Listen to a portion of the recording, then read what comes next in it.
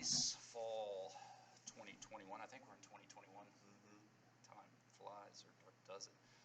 We're going to do this micro lecture. Brian Campbell, your professor. This is Hunter Hemmett, a former student of mine who understands this material very well, and he has a really unique perspective. Sometimes one of my problems is I've been doing this for so long that, you know, I don't think outside of the box of how I think about things.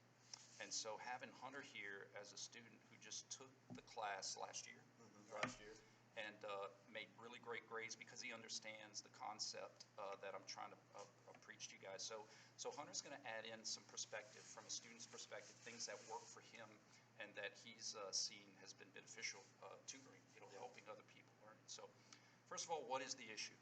The issue is we play fast and loose with muscles in motion. It's not our fault.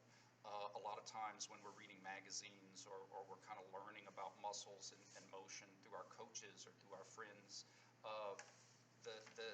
we learn that muscles have specific actions. That's the kind of key word you see in the literature. So if you want to pause to kind of read, I have an example here where it says the latissimus dorsi, I'm going to get into the latissimus dorsi muscle in the upper body, the lat dorsi is responsible for extension, adduction, and horizontal abduction. I'll say that one more time. The latissimus dorsi, now this is in most textbooks, this verbiage. This muscle, the latissimus dorsi, is responsible for, and they say the action, you can confirm the action, and then they give motion, specific motions. Where that can come in, where that can be problematic is through eccentric contraction, and we'll explain the whys, but when you say this muscle is tied to this motion, then Newton's third law, right? It got to go the other way. This motion is tied to that muscle. And that's where students get into trouble, is because the only way you can associate a specific muscle with a specific motion is through the context of contraction. Okay? And I'm going to turn it over to Hunter in a second. So basically what we're saying is you have to have all three of these to make sense of any exercise, any rehab exercise, any strength and conditioning exercise. You can't have muscles influence motion without contraction. So you can't have motion that's influenced by muscles without contraction. Okay? So when you were learning this, Hunter, what was kind of the light bulb, the green light moment when this kind of clicked for you? Yep, so in my experience in this class, the biggest light bulb for me was first identifying that guy right there being the muscle. So if you break down the equation of A plus B equals C, where A is the agonist or the muscle, B is the motion that you were seeing or the motion that he gives you on a question, and then you have to put those together to get the contraction. When I started really breaking down that, the first thing I had to do, because like he's saying, if you just say extension, extension, extension, well, you can have the same muscle experiencing extension in one direction, but experiencing flexion in the other direction, and the only difference is this, not the muscle. The muscle stays the same. Let me give him an example of that, Hunter. You can have extension of the elbow because of the bicep, right? Like if you're doing curls. So you can have extension because of a bicep. But you can also have extension because of a tricep. So that's exactly what Hunter's trying to say here. Different. The contraction's different and the muscle's different. But what was the same? The motion. So that's what Hunter is getting at, that you can have the same motion caused by different muscles because of different contractions. So if all you ever did was say triceps action is extension, you might miss this question, because what you're going to say is you're going to say, oh, tricep extension, tricep extension, tricep extension. And then when you see extension, that bell's going to ring and you're going to salivate a wrong answer. And then I'll add to that, because you're thinking that way, as soon as you see, if you're thinking extension, extension, extension, extension, as soon as you see the word flexion, you're going to think, oh, this one's different. Absolutely. This one's different. Where in reality, the the same muscle can do two motions at Absolutely. a different Because of, right? contraction. And that's the key. The same muscle can do two different motions, but only through two different types of contraction. One of the things that I used to say all the time, well, I guess they're watching the same videos, is same external force, like when you're doing an exercise, the same external forces is going to yield the same agonist. The variations in motion is going to be because of variations in That's right. contraction. Yep. Yeah, and I would say this too. So, talking about light bulbs for me, when I started really doing well in the class as a whole was when I would look at a picture. The first thing I did was stop looking at words and looking at a picture and going through a step-by-step process to where I'd have the answer before I even looked at the question. Because then you don't get tripped up with words like extension. You don't get tripped up with words like you observe flexion. You just see it. You see, oh, it's a bicep curl. So you start breaking it down because you know what a bicep curl is. You know what that is already. So you can go ahead and start breaking it down. And you can have the answer and then look and already have your own information and then compare it with the information he gives you on an exam. Yeah. It's like solving a puzzle, Yeah. right? Yeah, it's like solving a puzzle, and all the pieces are there, Yeah. right? All the pieces are there. Another thing, too, is I want to reemphasize why we don't use terms like bicep, tricep, and 310, because that would actually be more confusing. And it's not fair to all the other muscles, right? It's not just your bicep that you're doing curls with, right? So that's why we use terms like flexors, extensors, muscles that pull in a certain direction. Here's a cool fact. I know you've heard this term, I pulled a hip flexor, or someone pulled a hip flexor. But the irony is that when they pulled that hip flexor, they were experiencing extension. Because it's through eccentric loading that you're going to hurt that muscle. That's kind of ironic that pulling the hip flexor happens with extension. Right. So to help with this concept, I kind of drew out, and again, press pause to read, okay? So what I have here is, what's the action? If you asked a child, right, what's the action of a firefighter? They may say, to put out fires.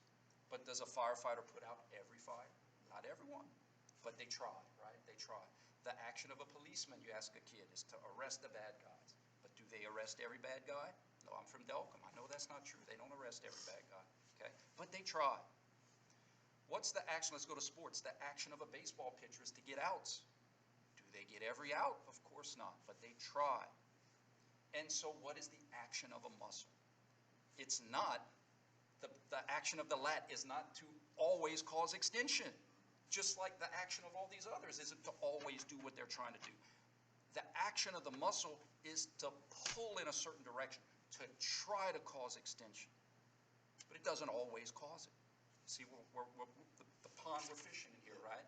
So instead of action, which, by the way, muscles also work isometrically, which is going to be no motion. So that's another reason I hate the word action. Yeah. Because action infers that there's going to be motion.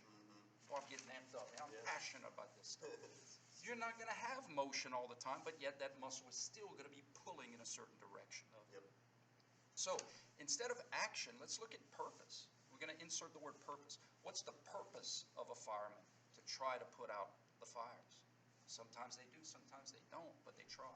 What's the purpose of a baseball pitcher? To try to get outs. Sometimes they do, sometimes they don't, but they always try. What is the purpose of a muscle? To try to cause motion in a certain direction of pull, but they don't always cause it. Okay? So all I'm doing is I'm taking out purpose and inserting the word function, because at least function infers purpose. And no matter if you're telling the lat to do a job, whether, let's infer we're doing like a seated lat row, right? A seated cable row. Whether I'm letting my shoulders flex or making my shoulders extend or just holding it into this position for some awkward photo that's going to end up online, that muscle is always pulling in the direction of extension.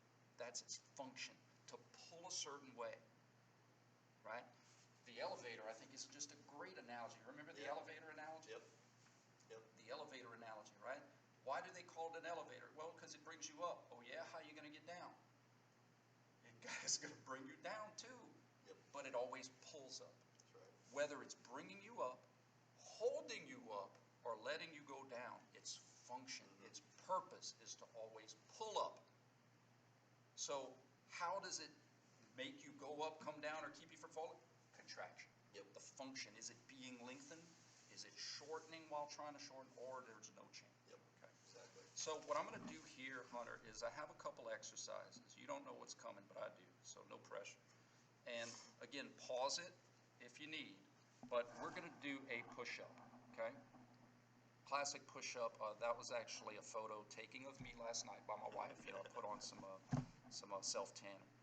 And what we're going to do is we're going to show you how this can be tricky. I think that's important to show you why commonly people miss this. Because if you take the traditional action approach, a muscle is tied to a motion. So therefore, a motion is tied to a muscle. On the test, if I say, going from top to bottom, what muscles am I using, right? Lat or pec? And you say, okay, well, let me look at the motion going from top to bottom. Oh, that's shoulder extension. And I know that the action of the lat is extension. Okay? So, Hunter, how would you answer this question? So look, this is what he's talking about when he's talking about fast and loose. So if anybody was to look at this picture, they're just going to be looking at, okay, well, you know, when they're pushing up, you know, that's probably going to be the concentric portion. Okay, now I'm looking at what are the shoulders doing. But you have to stop yourself there, because you're already going to miss the question right off the get-go. The first question you should be asking yourself is, when that person's at the top position, what is gravity trying to make them do? Okay? So it's trying to bring them down to the ground. Okay? So then you have to ask yourself, okay, well, what muscles do I need to fight that gravitational force? And then you'll come up with the right answer. And then you'll come up with your agonist. Yeah. And then you'll say, okay, well, if depending on which motion So if we're having a sagittal plane conversation, so you know it's going to be a combination, but if we're having a sagittal conversation, the gravity is trying to do what to the shoulders? It's trying to extend the There you go. shoulders. So you need your flexion, which is your pecs. You know what you don't That's need. right. Yeah, That's right. If you use the extensors, you'd literally pull your hands away from That's the right. floor and That's smash your face. Yeah, so my point is, let's say we're doing this question. He puts this on the exam. If I was taking this exam, I would go like this. I wouldn't say anything. I wouldn't start off with a word like concentric, eccentric, flexion. I wouldn't start off with any of that. First thing I'd start with is, okay, he's doing a push-up. So that means, what is gravity trying to make him do from the top? It's trying to make his shoulders extend. That's the first part. Okay, boom, write it down. It's trying to make me extend. I like to use the terminology, what do I need to fight that? So if it's trying to make me extend, what do I need at the shoulder to fight the shoulder extension that the gravity is trying to make me do? Well, it's pretty easy. Shoulder flexors, right? The shoulder flexors. So then you go, well, boom, I'm done with that. Now if he asks you, I want you to observe from the top to the bottom, well then you got your agonist. There you go. You got your muscle, the shoulder flexors. Yep. He wants you to say from top to bottom, well, what motion are you observing? You're observing shoulder extension. Boom. Your shoulder flexors are observing extension. Those two things are in contrast of each other, eccentric. There Boom, you go. you're done with the question. If you have those three information, you don't even have to read what he's asking in the question. You know all of the information. Now, if he asks, what motion are you observing and what's the contraction? You know. There you go. It's boom and boom. If he says what muscle and what contraction, boom, you don't have to think. You got all your information right here without even reading the question. And then if you look at the picture, you have all that information. Then you read the question, then you just circle the two pieces you need. There you go. You're done. One of the things that's great about this is, unlike physiology, look, I love our physiologists, but that story changes all the time because there's so much stuff we don't know. This doesn't change. It's like riding a bike. Once that light bulb goes off, it's rinse, wash, repeat. Yep. It's the same concepts that Hunter just explained, just different exercises. Yep. Different exercises. And again, there's going to be exceptions, but those exceptions are very rare. Those exceptions are every once in a blue moon, you have to move a joint faster than what gravity can offer. Yep. So you have to pull with muscles that are in the same direction as gravity. Yep. Okay? But how often do you do that? How often do you move something faster than gravity?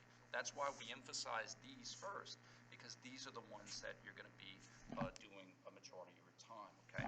So top to bottom isn't lat, it would be pec, shoulder, shoulder flexors. The upper pec is one of the shoulder flexors. I'm using terms so that you can kind of understand, but the concept is still there, that we don't just assume a muscle is working because of a motion.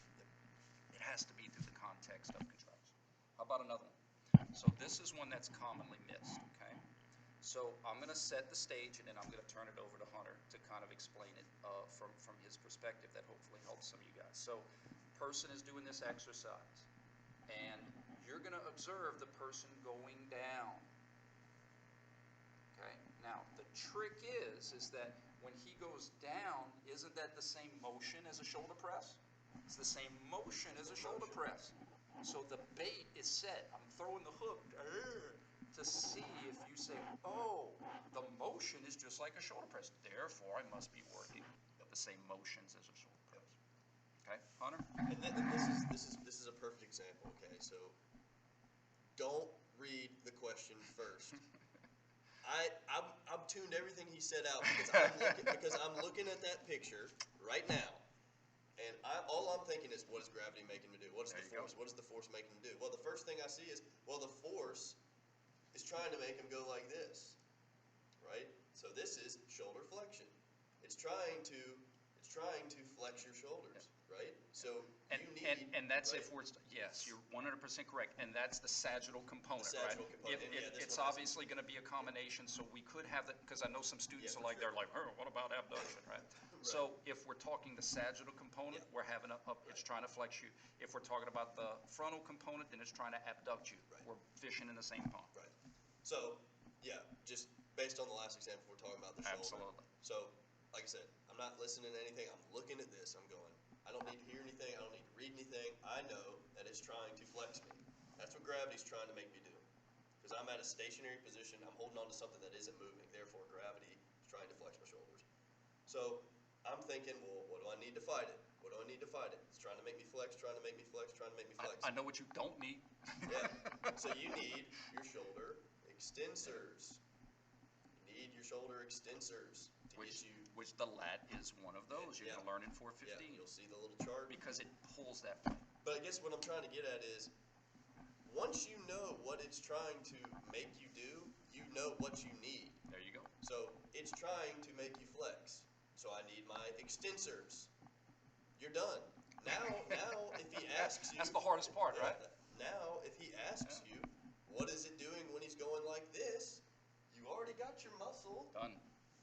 So, what is he doing when he goes down, like hanging? Mm-hmm. Well, the shoulder extensors are experiencing flexion opposite There you go. eccentric. You're done. You It's literally, it honestly is, it's that simple.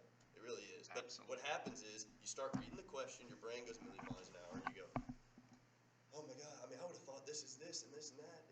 No, you can't do that. Keep it simple. Yeah. And the one of the reasons I'm very passionate about this, I told y'all this story, and I think I told it in the videos, but I had a former coach of mine, good friend of mine. He was a high school coach of mine back in the day, and ended up being one of my best friends. And Coach Davis, it took me 45 minutes to explain to him why a push-up isn't the ultimate exercise. And what I mean by that is, he thought that you're working chest on the way up and then lats on the way down. He's like, why can't you just do push-ups? You're working the back and the front. And I said, Coach, the problem is that gravity is not trying to work your back and your front. Gravity is just trying to make your face fall to the ground. Same external force, same agonist, variations in motion because of variations in contraction. And what we ended up seeing the issue was is that, again, traditionally he was taught this motion, this muscle, that motion, this other muscle. And so you totally lose sight of eccentrics. A muscle being lengthened while trying to shorten, allowing motion in the opposite direction of its pull. Okay. So, so what the homework could be: go into the gym. And if you can't go into the gym, go to Google, draw stick figures. Just come up with some exercises and practice that concept. What is the machine trying to make me do? Or if the machine isn't trying to make you do anything, you say, well, the machine isn't doing anything, so I gotta make it move. That's Yeah. concentric, Yep. right? Or, if that doesn't work for you, go halfway and then stop, just like the elevator stops halfway. Just stop halfway and say, okay, now what is it trying to make me to do? Yep. Oh, it's trying to make me do this. I need muscles that do this. The machine is trying to, like if I was doing a tricep push down, right? The cable is trying to actually make me flex. So I need extensors. You know, you can't just say I'm upright and I'm doing this motion. I'm doing the same motion as a curl, so it must be bicep. That's what we're trying to get to, right? Yeah. You don't assume. And I would add to, my biggest advice would be when you're practicing this, always do one where you have a free weight and then the same exercise with a cable. Because, for example, for a tricep pull down, so if you're doing on a machine, and you're doing a tricep pull down here, and you're using the machine, if you're doing a tricep exercise with a dumbbell, it's gonna be up here. Yep. Now, you'll think they're the same, but they're completely different. I'm gonna, Right. yeah, oh yeah, 100%. So like if I was practicing for exam, I would do a push-up, and then I would do an exercise that looks like a push-up, There you go. like Yeah. you're talking about the row. Absolutely. And differentiate from the two, because if you're on an exam and you see row, you might think, oh, it's a push-up, but it's not.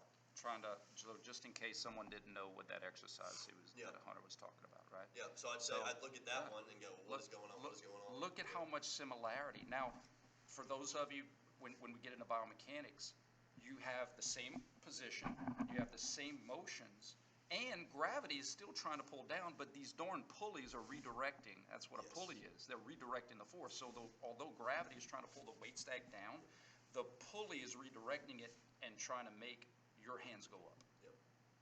Okay? So to Hunter's point is, don't bog your mind down with all these flexors, flexion. Just say, hey, what's this machine trying to do to my elbows? What's the force? That's Yeah. right. What's it trying to do to my elbows? That's the golden ticket, honestly. Yeah. Oh, it's trying to flex my elbows. You Who just do I need? Or what I like to do is say, who do I not need? If you could do elimination, then you can infer who needs to work. You know who I don't need? I don't need my flexors. Yep. I already have something that's trying to flex me. I need my extensors. And then it's going to work just like an elevator. Extensors are going to make me extend against something that's trying to flex me.